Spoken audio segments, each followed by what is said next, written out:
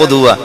میں نگرانی کر رہا ہوں وہاں پر, اور حبیب الرحمان میرے بھائی ہیں, ان کو پتہ بھی ہے میں نے 3 شادیاں کی ہوئی. تو میں نگرانی کر رہا ہوں, طالب علم طالب ہے, اب تو 2000 کے لگ بھگ طلبہ میرے پاس.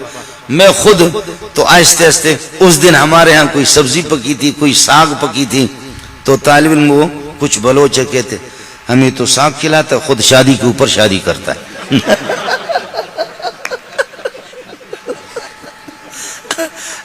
ہمیں ساگ کھلاتا ہے اور خود شادی کے اوپر شادی عیاشیاں کرتا ہے.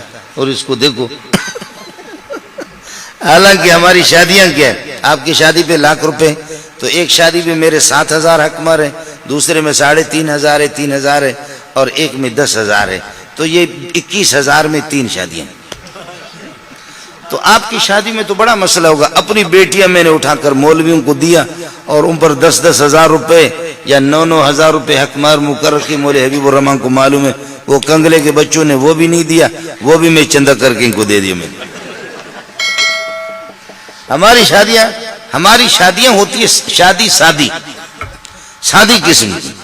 آپ کے ہاں تو شادی کا مسئلہ کیا, اور اگر کچھ نہ ہو تو چلو یاسین شریف پڑھ لیتے ہیں یا سورہ کہف پڑھ لیتے ہیں.